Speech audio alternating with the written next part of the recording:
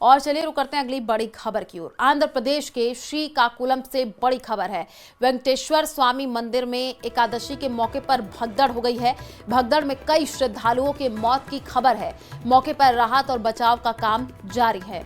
बड़ी जानकारी आंध्र प्रदेश के श्रीकाकुलम से जानकारी है। तस्वीर ये देखिए, वेंकटेश्वर स्वामी मंदिर में एकादशी के मौके पर किस तरीके से भगदड़ मच गई है। भगदड़ में कई श्रद्धालुओं की मौत की खबर है।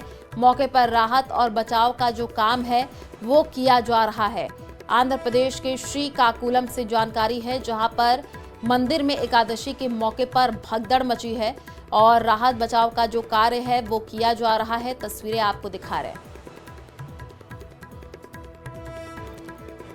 तो आंध्र प्रदेश के श्रीकाकुलम से बड़ी खबर आपको बता रहे हैं। वेंकटेश्वर स्वामी मंदिर में एकादशी के मौके पर भगदड़ की जानकारी मिल रही है।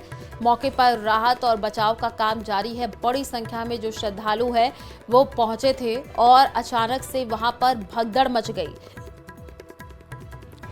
तस्वीरें आपको दिखा रहे, देखिए कैसे वहां पर भगदड़ मची, अफरा तफरी का माहौल हो गया और भगदड़ के बाद की ये तस्वीरें आई हैं।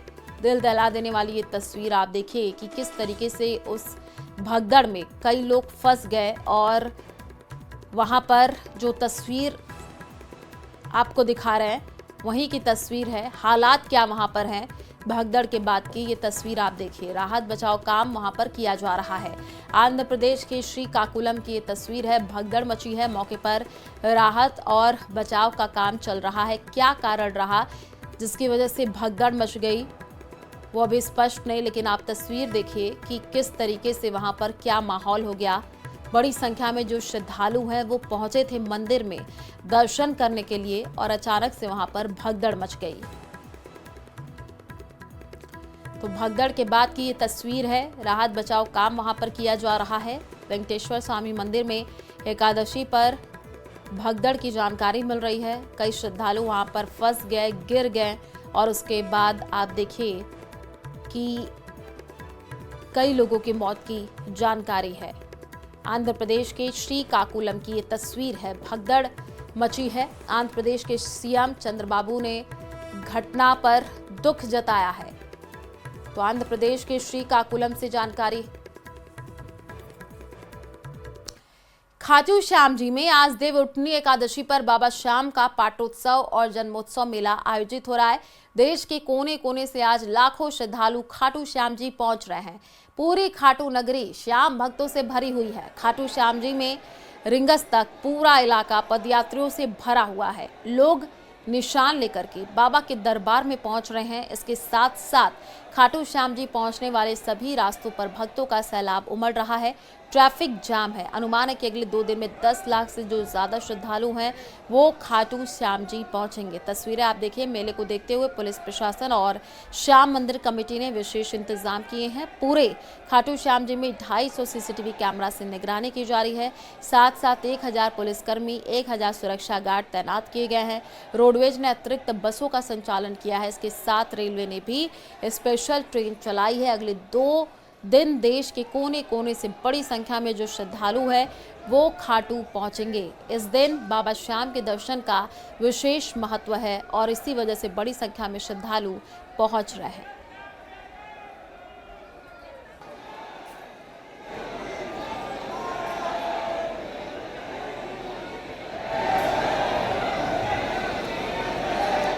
वहीं अलवर सरिस्का में दिल्ली से आए डॉक्टर के ग्रुप के 2 टाइग्रेस वहां पर उनको देखा। टाइग्रेस ST9 उनके जिप से के आगे से निकली है। केवल 4 से 5 सेकेंड की वो देख पाए हैं, लेकिन टहला रेंज में टाइग्रेस ST30 को काफी देर तक देखा गया है, जो पानी के कुंड में बैठी रही।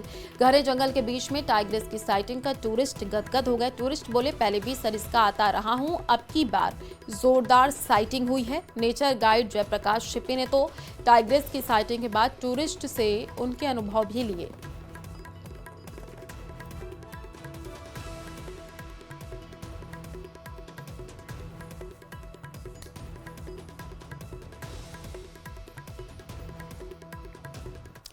प्रदेश की सांभर झील एक बार फिर से प्रवासी पक्षियों की कब्रगाह बनती हुई नजर आ रही है। झील में हर 10 मीटर पर पक्षी मृत मिले हैं। इस घटना के सामने आने के बाद प्रशासन अलर्ट मोड पर है। इमरजेंसी मीटिंग बुला करके इस संकट से निपटने की तैयारी देखिए।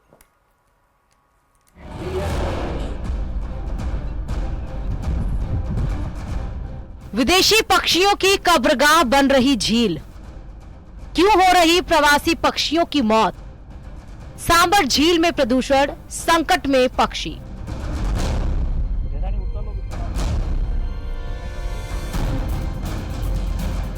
राजस्थान की प्रसिद्ध सांभर झील में एक बार फिर विदेशी पक्षियों की मौत से हड़कंप मच गया है। डीडवाना कुचामन के नावा स्थित झील क्षेत्र में अवशेष मिलने से प्रशासन हरकत में आया और आपातकालीन बैठक बुलाई गई, जिसमें वन विभाग, पशुपालन विभाग, रिफाइनरी प्रबंधन और पर्यावरण विशेषज्ञ शामिल होंगे। स्थानीय टीमों ने झील क्षेत्र का दौरा कर कई घायल और मृत पक्षियों को देखा है। प्रारंभिक जांच में आशंका जताई जा रही है कि झील का पानी रासायनिक प्रदूषण की चपेट में है। बताया जा रहा है कि नावा क्षेत्र की कुछ नमक रिफाइनरियों से निकलने वाले अपशिष्ट को खुले में झील किनारे फेंका जा रहा है, जिससे जहरीले केमिकल झील के पानी में घुसकर पक्षियों के लिए घातक बन रहे हैं। कुछ साल पहले भी इस तरह के प्रदूषण के चलते हजारों प्रवासी पक्षियों की मौत हुई थी, जिसने राष्ट्रीय और अंतर्राष्ट्रीय स्तर पर लोगों का ध्यान आकर्षित किया और एक बार फिर से वही हालात बन रहे हैं, जिससे सांभर झील के एक बार फिर से पक्षियों की कब्रगाह बनने का संकट मंडरा रहा है। सॉल्ट लेक में मरने वाले पक्षियों की प्रजातियों में black wind sleep. Sardar Patel की 150वीं जयंती पर सपा मुखिया अखिलेश यादव ने आरएसएस पर बैन लगाने की मांग की। कांग्रेस अध्यक्ष मल्लिकार्जुन खड़गे ने भी अखिलेश के बयान का समर्थन किया है। मल्लिकार्जुन खड़गे ने आरएसएस और बीजेपी की विचारधारा की तुलना सांप के जहर से की है, जिस पर बीजेपी ने अब करारा पलटवार किया है। इस रिपोर्ट में देखिए।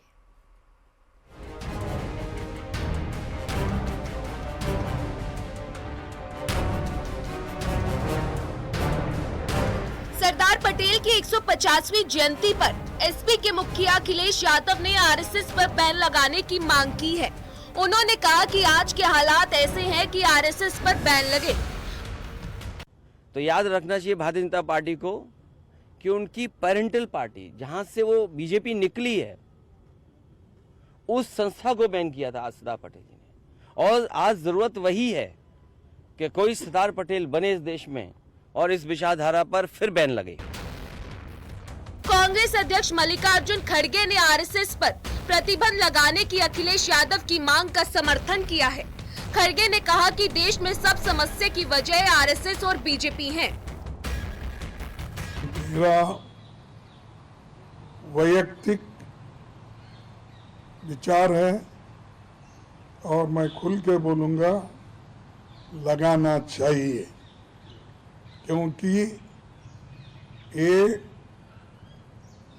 वल्लभ भाई पटेल जो चीजें हमारे सामने रखी है, अगर उसको मर्यादा प्रधानमंत्री देते हैं, शाह देते हैं, तो इसको होना चाहिए। मल्लिकार्जुन खड़गे ने कहा कि सरदार पटेल ने भी आरएसएस पर प्रतिबंध लगाया था। खड़गे ने आरएसएस की तुलना सांप के जहर से की। विष को चाटने की जरूरत नहीं, टेस्ट सैंपल देखेंगे नहीं, सैंपल नहीं होता, उसमें मृत्यु ही होती है। तो इसीलिए ये सब चीजें आज जो खड़ा कर रहे हैं मोदी जी, वो देश के लिए अच्छा नहीं। आरएसएस को लेकर मल्लिकार्जुन खड़गे के बयान पर बीजेपी ने पलटवार किया है। बीजेपी नेता शहजाद पूनेवाला ने आईएनसी का मतलब इंडियन यानी नाजी कांग्रेस बताया है। ये आईएनसी मतलब इंडियन नेशनल कांग्रेस नहीं, ये इंडियन नाजी कांग्रेस है। भाई, आपके सारे षड्यंत्रों के बावजूद भी, कांग्रेस के प्रथम परिवार के हर हथकंडे के बावजूद भी कोर्ट ने आरएसएस पर प्रतिबंध हटाया है। कोर्ट ने कहा था कि देखिए, आरएसएस तो एक गैर राजनीतिक संस्था है, इसमें सेंट्रल गवर्नमेंट के या बाकी सरकार के ऑफिसर्स पार्टिसिपेट कर सकते हैं। मध्य प्रदेश हाईकोर्ट से लेकर सुप्रीम कोर्ट और कर्नाटका हाईकोर्ट ने भी फटकार लगाई है, पर कांग्रेस। अखिलेश यादव और मल्लिकार्जुन खड़गे के आरएसएस पर दिए बयान पर बवाल मचा है, जिस पर बीजेपी और आरएसएस ने करारा पलटवार किया है।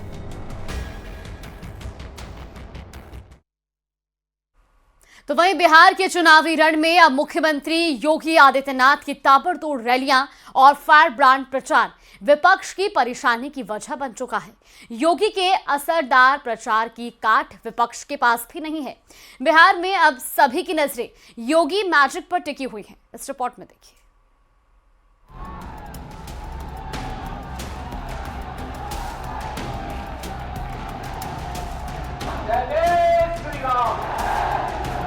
जिन लोगों के कारण सिवान वासी भय और दहशत के माहौल में जीने के लिए मजबूर हुए थे, उन लोगों को दोबारा बिहार में वापस आने नहीं देना है। बिहार के सियासी रण में उत्तर प्रदेश के मुख्यमंत्री योगी आदित्यनाथ तीखे तेवर के साथ विपक्ष पर जोरदार निशाना साध रहे हैं। सीएम योगी ने अपने निशाने पर बिहार की जातिवादी राजनीति को लिया ही है, बल्कि आरजेडी और कांग्रेस के लिए चुनावी मुश्किल पैदा कर दी है। बिहार विधानसभा चुनाव में मुख्यमंत्री योगी आदित्यनाथ की एंट्री से दो नैरेटिव सेट हो रहे हैं। एक तो मुख्यमंत्री योगी आदित्यनाथ सीधे तौर पर मीसावादी तेजस्वी यादव, लालू प्रसाद यादव समेत पूरी आरजेडी पर हमलावर हैं। वहीं मुख्यमंत्री योगी आदित्यनाथ परिवारवाद और अपराधीकरण पर सीधे तौर पर चोट कर रहे हैं, जो विपक्षी पार्टियों के कार्यकाल में हुआ। यही नहीं, परिवारवाद जो कि लालू का परिवारवाद है, उस पर मुख्यमंत्री योगी आदित्यनाथ सवाल उठा रहे हैं। सीएम योगी की बिहार चुनाव में धमाकेदार एंट्री से जिस तरीके से फायर ब्रांड माहौल मुख्यमंत्री योगी आदित्यनाथ के चेहरे ने तैयार किया बिहार में एनडीए के पक्ष में, उससे पूरा विपक्ष बिहार में बैकफुट पर है। बिहार की सियासी लड़ाई अभी तक विपक्ष के मुद्दों के इर्द गिर्द लड़ी जा रही थी। विपक्ष लगातार कास्ट पॉलिटिक्स, ईवीएम, बूथ पर मुस्लिम महिला मतदाताओं की पहचान। बिहार का चुनाव हमारे लिए बहुत महत्वपूर्ण चुनाव है। बिहार चुनाव के बाद उत्तर प्रदेश में चुनाव होगा। बिहार की जनता का माइंडसेट और उत्तर प्रदेश की जनता का माइंडसेट लगभग बराबर है। पूरे बिहार के अंदर एक एक जिले में मुझे जाने का सौभाग्य प्राप्त हो रहा है। मैं देख रहा हूं जो उत्साह 2022 में उत्तर प्रदेश की जनता में था, उससे भी कहीं अधिक उत्साह एनडीए की सरकार बनाने के लिए बिहार में मुझे नजर आ रहा है। इन्हीं मुद्दों के इर्द गिर्द बिहार में विपक्ष की सियासत घूम रही थी, लेकिन सीएम योगी की शुरुआती रैलियों ने ही ईवीएम और बूथ पर मुस्लिम महिला मतदाताओं की पहचान को लेकर खड़े विपक्षी नैरेटिव को बुर्का बनाम विकास, विरासत और विकास के मुद्दों से ध्वस्त कर दिया। सीवान में वह जंगल राज फिर से मत आने दीजिए। आपने देखा होगा कैसे चांद बाबू के पुत्र के ऊपर इसी सीवान में एसिड उड़ेलने का काम हुआ था। ये वही बिहार है। ये अपराधी फिर से जीवित न होने पाए।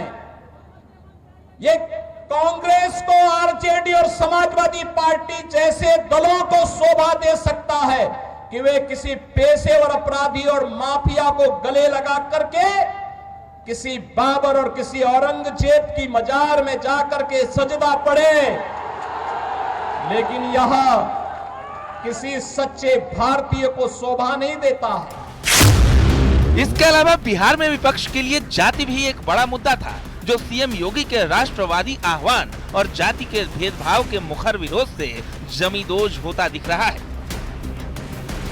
जब तक टूटेगा नहीं, ये देश की गुलामी का कारण था। यानी जो देश की गुलामी का कारण रहा हो, जिसके कारण हमारा अस्तित्व संकट में खड़ा हुआ था, जिन कारणों से हमारी आस्था पर प्रहार हो रहा था, जिन कारणों से हमारे धर्मस्थल अपवित्र हुए थे, जिन कारणों से हमारी उस समय की पीढ़ी के सामने अस्तित्व का संकट खड़ा हुआ था, उनमें से समाज का विभाजन एक प्रमुख कारण रहा है। समाज का विभाजन जाति के नाम पर, छुआछूत और अस्पृश्यता के नाम पर, तमाम प्रकार के जो विभाजन थे,